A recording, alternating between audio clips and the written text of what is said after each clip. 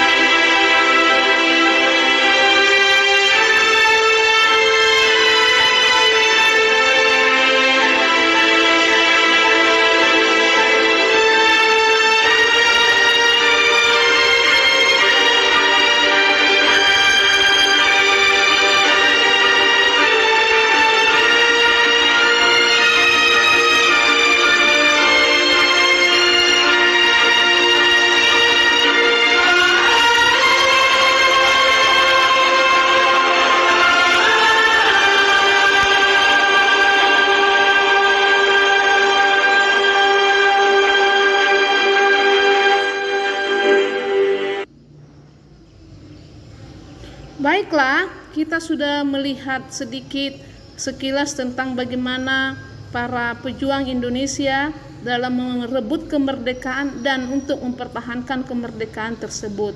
Nah, kita sudah melihat bagaimana kerasnya perjuangan mereka, dan sekarang mari kita lanjutkan pembelajaran kita, yaitu tentang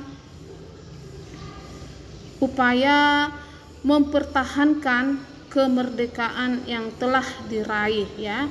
Mari kita lihat apa upaya mempertahankan kemerdekaan tersebut.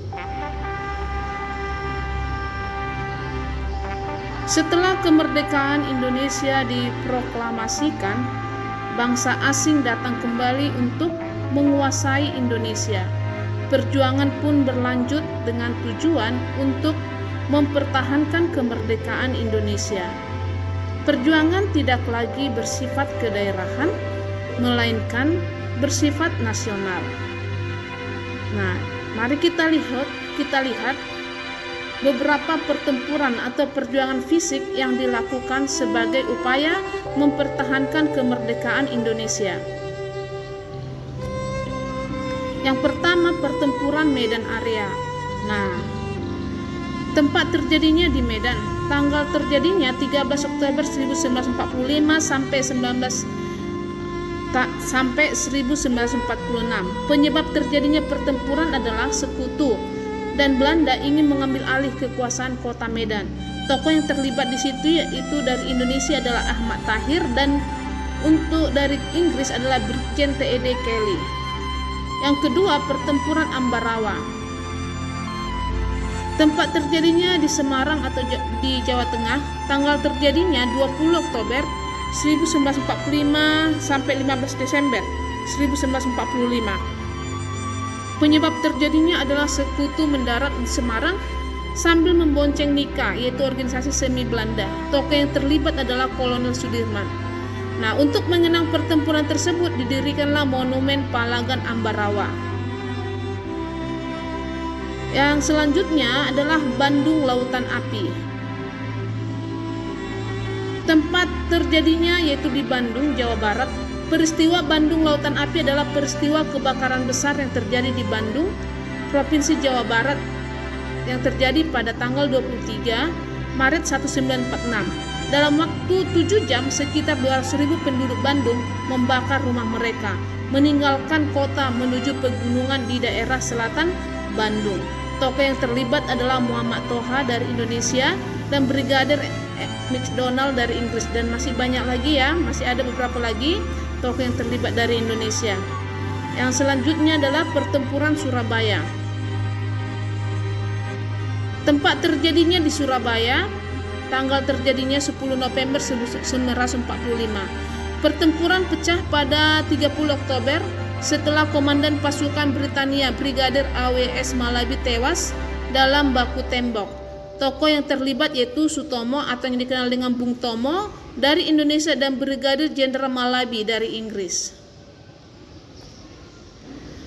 Nah, upaya mempertahankan kemerdekaan Indonesia tidak hanya dilakukan melalui pertempuran, namun juga dilakukan melalui jalur diplomasi, perjanjian, dan perundingan. Yang pertama, mari kita lihat Perjanjian Linggarjati.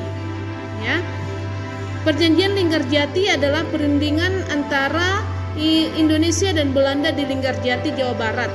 Perjanjian ini ditandatangani secara sah oleh kedua negara pada tanggal 25 Maret 1947. Hasil perundingan. Yang pertama, Belanda mengakui secara de facto wilayah Republik Indonesia yaitu Jawa, Sumatera, dan Madura. Yang kedua, Belanda harus meninggalkan wilayah RI paling lambat tanggal 1 Januari 1949. Dan yang ketiga, pihak Belanda dan Indonesia sepakat membentuk negara Republik Indonesia Serikat atau yang disingkat dengan RIS.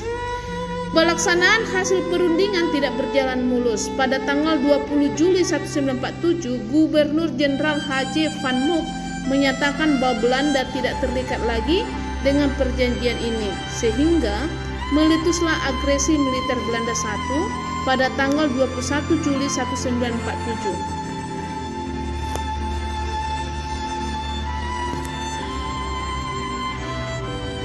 Yang kedua, Perjanjian Renville.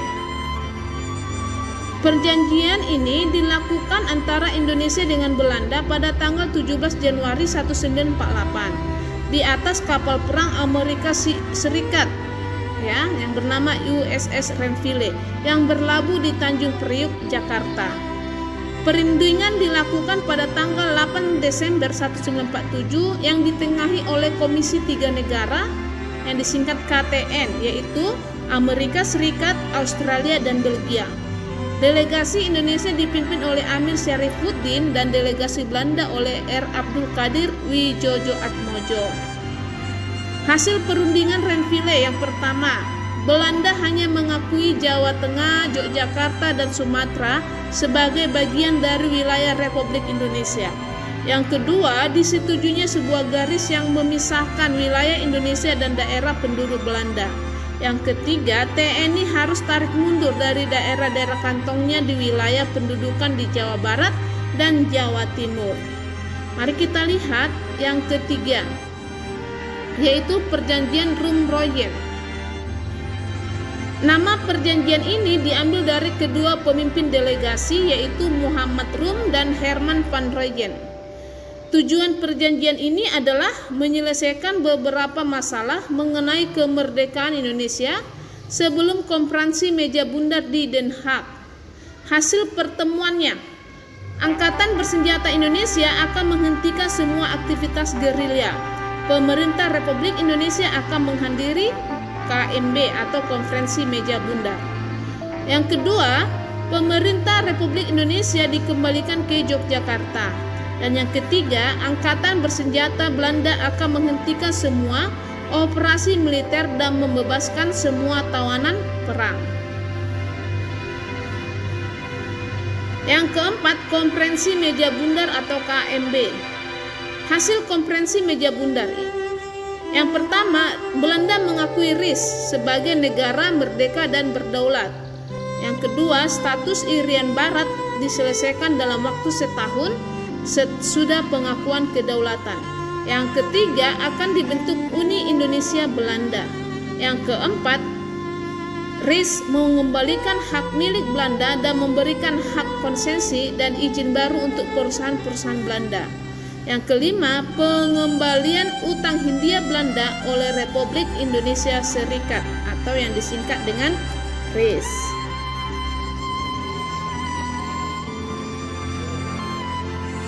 Nah, itulah hasil perundingan, hasil delegasi, di mana kita tahu upaya mempertahankan kemerdekaan Indonesia itu tidak hanya melalui pertempuran atau fisik, namun juga dilakukan melalui perundingan atau delegasi. Tadi sudah kita lihat beberapa pertempuran yang dilakukan untuk mempertahankan kemerdekaan itu, yaitu seperti yang di Medan, di Jawa Barat, di Jawa Tengah, dan masih banyak lagi ya yang belum ibu tampilkan di video ini. Ada upaya mempertahankan kemerdekaan di Bali dan di beberapa tempat yang lain. Oke, informasi dari video ini dicatat ya, dan ibu ucapkan terima kasih dan selamat belajar.